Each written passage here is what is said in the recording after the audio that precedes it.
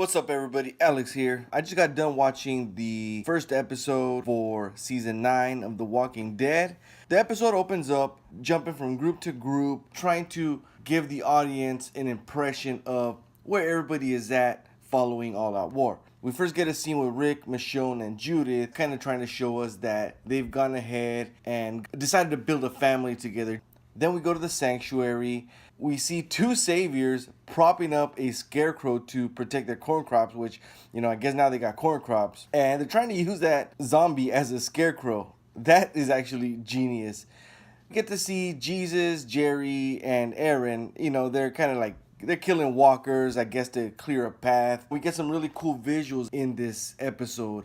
If you caught them, they take you back to the 2010 pilot of the entire show. I'm talking about the shots of the overturned cars at one point at an intersection. That was reminiscent of that shot that we got of Rick walking towards that gas station in the pilot. Where he shoots that little zombie girl holding that teddy bear and she was wearing these bunny slippers. And then we get that walker that's just kind of resting up against the car. Here's the survivors coming up and it gets up. That reminded me of two things from the pilot. It reminded me of that walker. I think it might have been the first walker that Rick kills after he's rescued by Morgan and he's fed and he's stitched up. The next morning, Rick walks out of the door and there's a zombie resting up against the picket fence.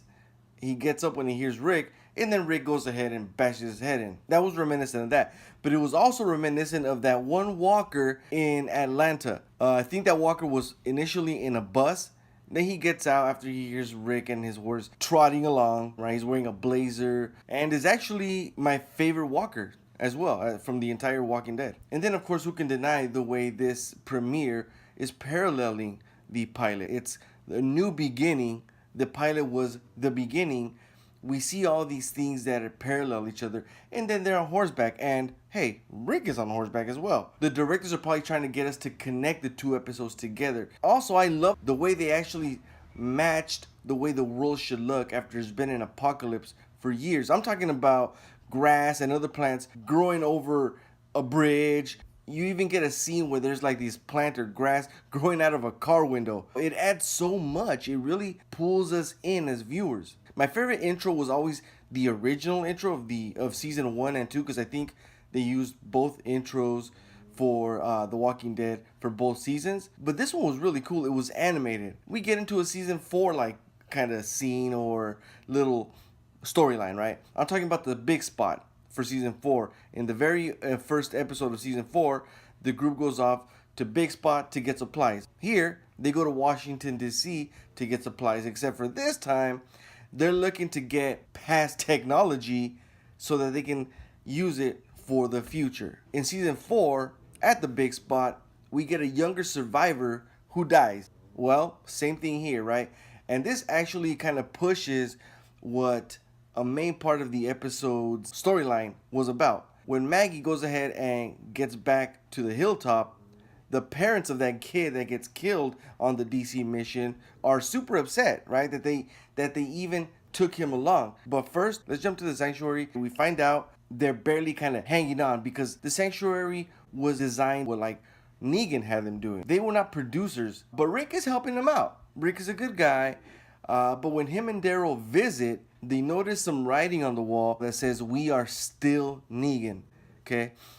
And apparently Daryl has been either leading or looking into leading the sanctuary, and he doesn't want to do it because he has terrible memories. I mean, when he was in that closet, when Negan had him in there trying to, break him down, he doesn't want to lead, and I can see that. So because of the fact that the sanctuary is not able to produce, they're hanging on by a thread, according to Rick, and he tells this to Maggie later on. I'll get to that in a sec. But the parents of that kid that got killed, they're pissed because they're like, he got killed in order to get supplies that will go to the sanctuary for people that oppressed us and are not contributing.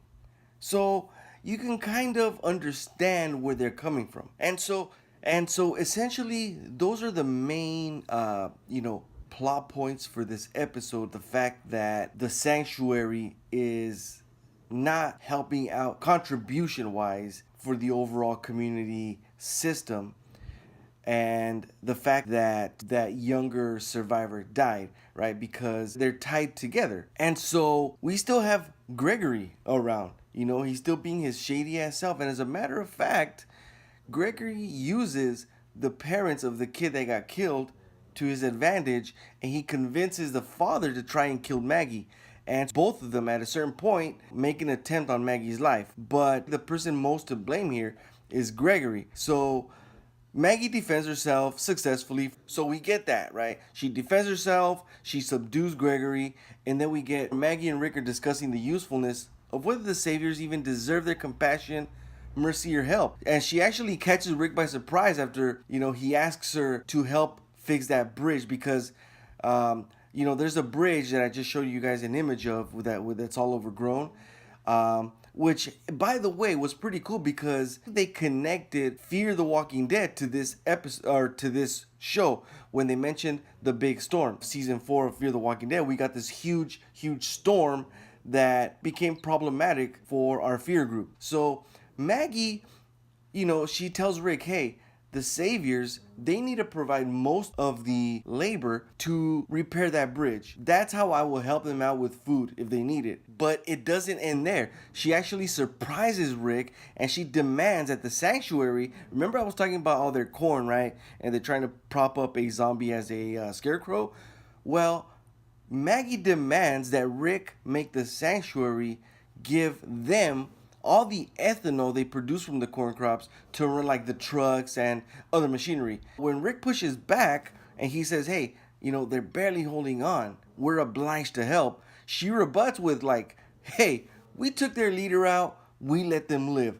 That's it. That's the help we give them. We don't kill their asses. We let them live. And she says this with this, no, I ain't bullshitting face. Then we get to this ominous tone where Maggie says, it'll be dark soon.